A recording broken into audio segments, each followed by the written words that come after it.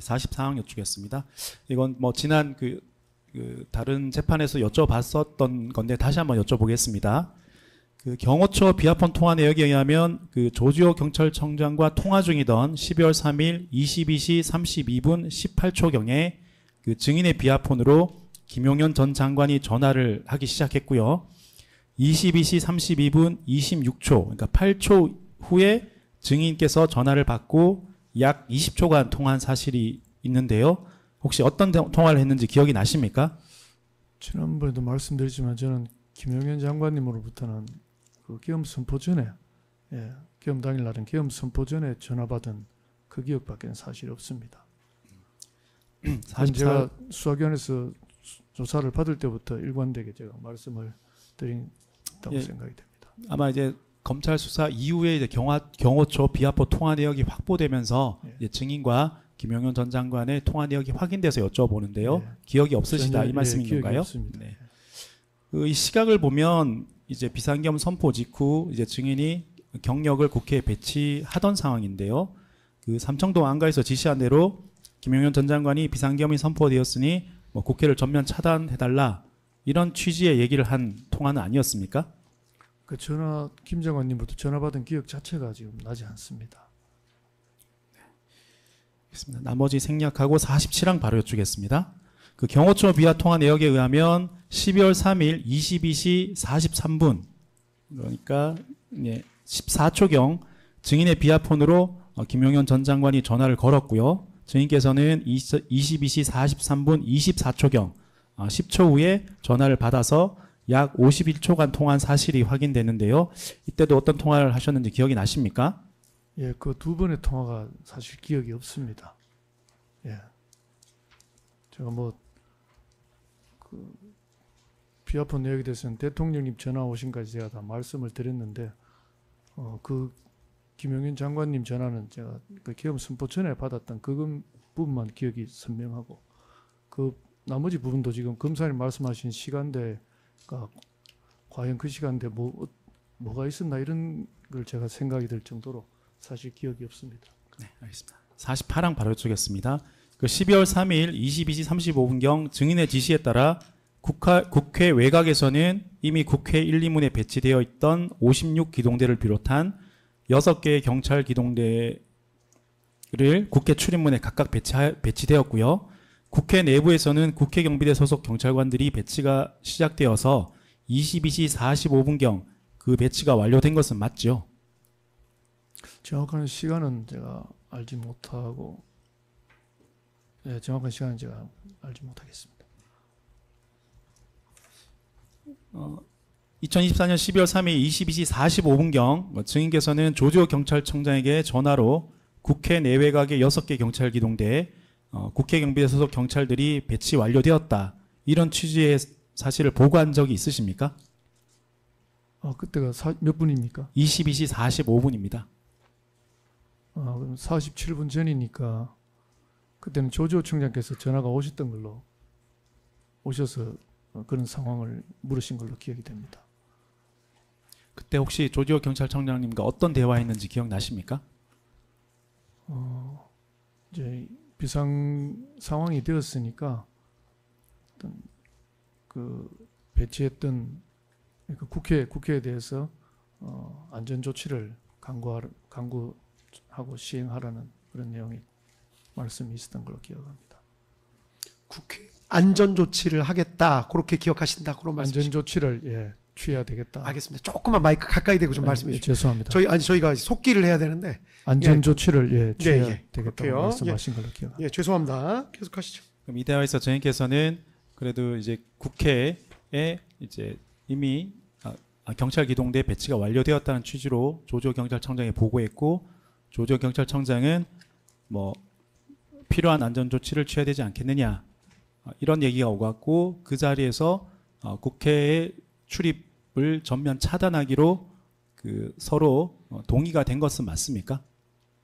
네, 그 부분은 말씀드리지 않겠습니다. 49-2항 3항 생략하고 49-4항 묻겠습니다. 그 당시 조지호 경찰청장과 수사기관에서는 당시 조지호 경찰청장과 그 이 22시 45분경 통화를 하면서 자연스럽게 국회 출입을 전면 차단하자는 의견이 모아졌다. 이렇게 이제 수사기관에서는 말씀하셨는데 그 당시 조조 경찰청장과 의견이 모아졌던 국회 출입 전면 차단의 의미는 국회의원까지 포함한 국회 출입을 시도하는 모든 민간인의 출입을 차단한다는 의미가 맞았습니까? 당시에는 이제 비상 상황이 발생하였고 했기 때문에 또 우리 경비 매뉴얼상 어떤 상황이 발생했을 때 그 안전 유지를 위해서 일정한 좀 그 일정한 부분에 대해서 진공 조치를 하고 또 그것을 유지하는 그런 부분에서 그렇게 이야기가 된 것으로 기억합니다. 네, 방금 그 증인께서 진공 상태라고 말씀하셨는데 그게 구체적으로 어떤 의미입니까? 그러니까 어떤 지역을 이렇게 안전하게 수비해야 될 때 그 공간을 비워두는 그런 개념을 말씀드린 거죠. 통상 진공이라 그러면 그 외부에서 그 시설 내부로 들어가는 것은 전면 차단하고 내부에서 외부로 나가는 것을 허용하는 그런 의미를 말합니까? 일단 외부에서 들어가는 것을 차단하는 그런 개념입니다. 외부에서 들어가는 모든 그 인원에 대해서 차단하는 것이 이제 진공 상태를 만든다. 그런 의미로 이해하면 되겠습니까? 예. 49-5항입니다. 그 22시 45분경 통화를 계속 여쭙니다. 이 통화에서 조지호 청장과 계엄군의 국회 출입에 관해서 뭐 협조하자 이런 얘기를 하신 적은 없습니까? 그 당시에 그런 얘기한 기억이 없습니다. 50항 생략하고요. 51항 여쭙겠습니다. 2024년 12월 3일 22시 47분경부터 23시 06분경까지 서울경찰청 이제 무전망을 기준으로 이제 시간을 이렇게 설정했습니다. 이 기간 동안 그 증인과 조지호 경찰청장의 지시에 따라서 경력이 국회의원을 포함한 모든 민간인들의 국회 출입을 전면 차단. 이하 이제 1차 국회 봉쇄라고 저희가 부르겠습니다. 저희 특검 측에서는요. 1차 국회 봉쇄를 하였는데 그것은 맞지요? 예. 가지번호 52항과 가지번호 생략하고 53항 바로 여쭈겠습니다. 2024년 12월 3일 22시 55분경입니다.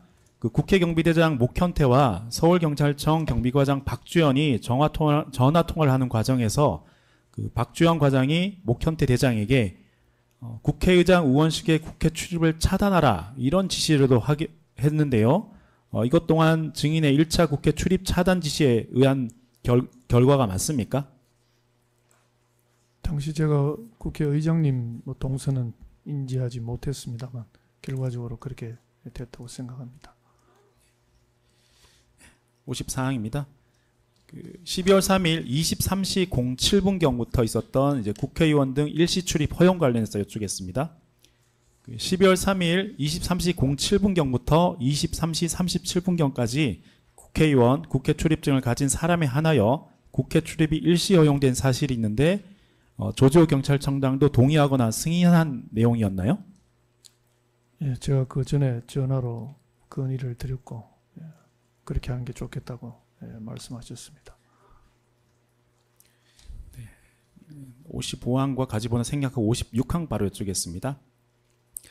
그 경호처 비합헌 통화 내역에 따르면요. 12월 3일 23시 11분 52초경 증인의 비합헌으로 김용현 전 장관이 전화를 하였고요. 증인께서는 23시 11분 56초경 그러니까 4초 후에 전화를 받으신 후 약 1분 21초간 통화한 사실이 확인되는데 어떤 통화를 하셨는지 기억이 나십니까? 그 부분도 전혀 기억이 없습니다. 이 통화한 시각이 뭐 증인과 조지호 경찰청장의 결정에 따라 국회에 국회의원 출입이 일시 허용된 시기였거든요. 이때 혹시 김용현 전 장관이 경찰이 국회 봉쇄를 일시 해제한 것과 관련해서 뭐 상황을 파악하거나 무슨 일이냐라는 식으로 뭐 항의를 하거나 다시 국회 출입을 재차단하라 이런 내용의 대화를 했고 증인은 국회의원의 출입을 일시 허용했던 이유에 대해서 혹시 뭐 해명하는 그런 통화가 아니었나요? 그 부분이 기억이 사실 전혀 지금 없습니다. 57항 묻겠습니다. 그 12월 3일 23시 37분경부터 이제 포고령 발령 이후 이제 국회 출입 재차단했던 것과 여쭙겠습니다. 12월 3일 23시 37분경 서울경찰청 경비안전계장 최창복은 서울청 무전망을 통해서 국회 출입문에 위치한 각 기동대 기지관 등에게 각 출입문 현 시각부터 재차 통제, 전원 통제입니다. 아무도 들어갈 수 없습니다. 국회의원 포함해서 전부 통제라는 무전 지시를 하였는데요. 이 역시 증인과 조지호 경찰청장의 결정에 따라 국회 출입 전면 재차단, 2차 국회 봉쇄라고 약칭하겠습니다. 그 2차 국회 봉쇄 지시가 하달된 것은 맞지요?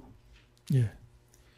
12월 3일 23시 54분경 증인께서도 서울청 무전망을 직접 잡으시고 서울경찰청이 일방적으로 지시합니다. 포고령에 근거해서 일체 정치활동을 그만다고는 내용이 있습니다. 현 시간부로 국회 내에서 출입하는 국회의원 등 보좌관, 국회 사무처 직원들이 출입할 수 없도록 통제를 하기 바랍니다. 라는 취지로 재차 2차 국회 봉쇄 지시를 직접 하시기도 하셨죠. 예. 58항 바로 여쭙겠습니다. 그 경호처 비합본 통화 내역에 의하면 12월 3일 23시 28분 20초경 증인의 비합폰으로 김영현 전 장관이 전화를 하였고요. 증인은 23시 28분 36초경, 그러니까 전화가 울린 지 한 16초가 지난 시점에 전화를 받으셔서 약 38초간 통화한 사실이 있는데 어떤 내용의 통화를 하는지 기억이 나십니까? 몇 시경이라고 하셨습니까? 23시 28분경입니다. 없습니다. 저는 기억이 없습니다. 통화 안 나세요? 기억이 안 나세요? 네. 이 통화를 한 시점은 포고령이 발령된 이후거든요. 이 통화에서 김용현 전 장관으로부터 포고령이 발령되었으니까 포고령에 따라서 정치 활동이 금지되어 있으니까 정치 활동을 하려는 국회 출입을 재차단해라, 이런 지시를 요청을 받았던 것 아닙니까? 정말 그 김용현 장관님으로부터 그렇게 제가 전화를 많이 받았는지 이번에 검사님 말씀하시면서 지금 처음 인지하게 된대요. 네. 제 기억엔 정말 그 계엄 선포되기 전에 한번 전화 왔다는 그것만 지금까지 남아 있어요. 이 통화도 기억이 나지 않으신다, 이 말씀인 거죠? 예. 네.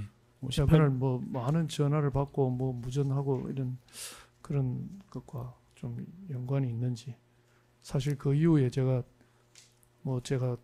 그 제 지인들한테 제가 전화했는 것도 제가 지금 제 지인들은 다 기억하는데 저는 기억을 못 하고 있다고 또 들었고, 제가 주재한 공식적인 회의에서도 제가 어떤 말을 했다는 것을 제가 기억을 못 하는데 우리 참석했던 직원들이 이러이러한 말씀을 하셨습니다 라고 이렇게 나중에 이야기를 해서 제가 알았는데, 그 당시 한 3시간 전체적인 부분에 대해서 좀 기억이 선명하지 않은 것이 지금 사실입니다.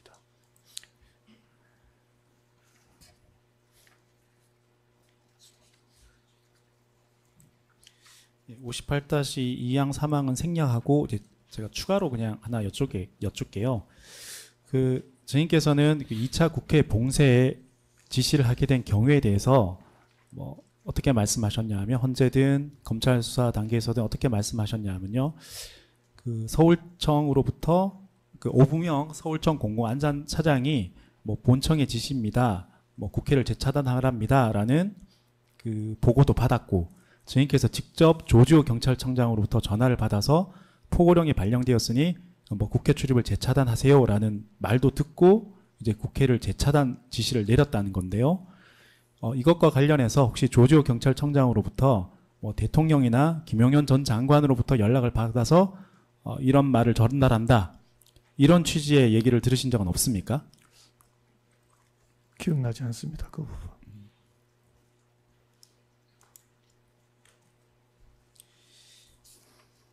59항 60항 61항 생략하겠습니다. 가지번호 포함해서 다 생략하겠습니다. 62항입니다. 그 2025년 11월 24일 이번 주 월요일이시죠. 그 피고인 이상민에 대한 내란 중요 임무 종사죄 등 재판에 증인으로 출석하셔서 증언하셨죠. 예.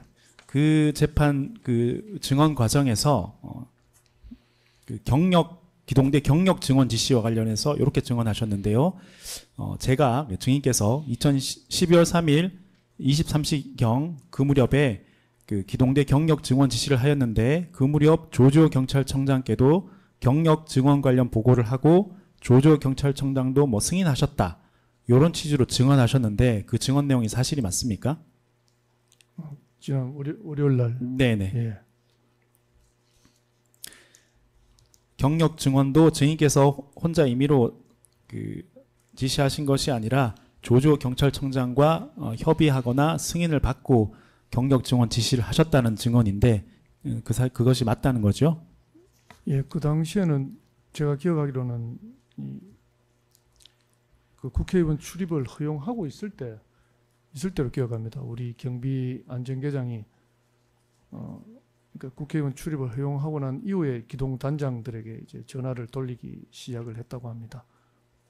그래서 각 기동 단장들 총경급들에게 전화를 해서 국회와 또 용산 대통령실 쪽으로 이렇게 절반씩 나누어서 출동하게끔 그렇게 무전이 내려간 것으로 알고 있습니다. 네.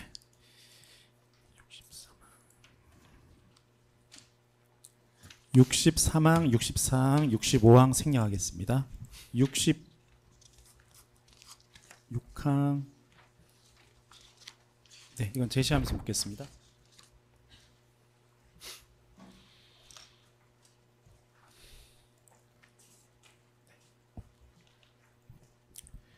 네, 조지호 등 기록 순번 522번 통신 사실 확인 자료 김봉우 씨 CD 중 이제 통화 내역 일부 발췌해서 제시하겠습니다.